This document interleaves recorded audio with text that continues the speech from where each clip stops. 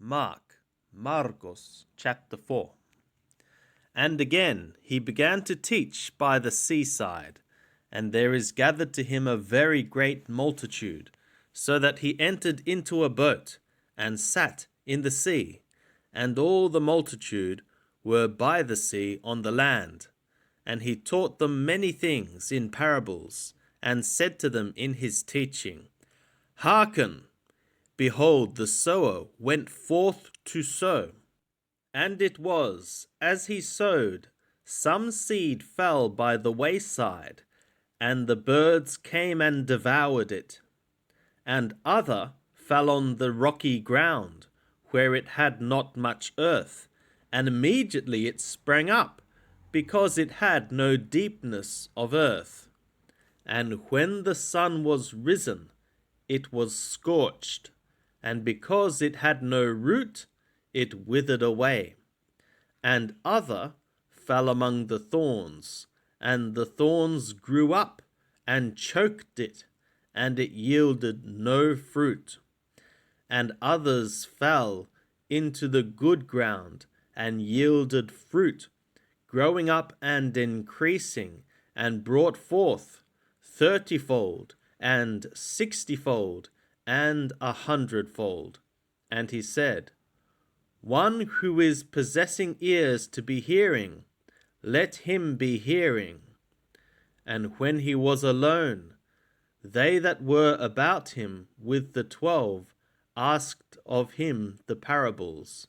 And he said to them, To you is given the mystery of the kingdom of the God, but to them that are without, all things are done in parables, that seeing they may see, and not perceive, and hearing they may hear, and not understand, lest perhaps they should turn again, and it should be forgiven them. And he saith to them, Know ye not this parable? And how shall ye know all the parables? The sower soweth the word. And these are they by the wayside, where the word is being sown. And when they have heard, immediately the Rationale is coming, and he is taking away the word which hath been sown in them. And these in like manner are they that are sown upon the rocky places, who when they have heard the word, immediately receive it with joy. And they have no root in themselves, but endure for a while. Then when tribulation or persecution ariseth because of the word, immediately they stumble.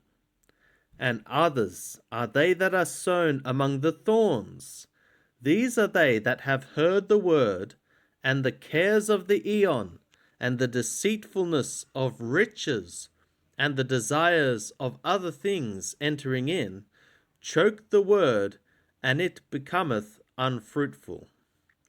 And those are they that were sown upon the good ground, such as hear the word, and accept it, and bear fruit, 30-fold, and 60-fold, and 100-fold. And he said to them, Is the lamp brought to be put under the bushel, or under the bed, and not to be put on the stand? For there is nothing hid, except that it should be manifested. Neither was anything made secret, but that it should come to light. If anyone is possessing ears to be hearing, let him be hearing. And he said to them, Take heed what ye hear. With what measure ye mete, it shall be measured to you, and more shall be given to you. For he that hath, to him shall be given, and he that hath not, from him shall be taken away, even that which he hath. And he said, So is the kingdom of the God, as if a man should cast seed upon the earth, and should sleep and rise night and day, and the seed should spring up and grow, he knoweth not how. The earth beareth fruit of herself, first the blade, then the ear, then the full grain in the ear.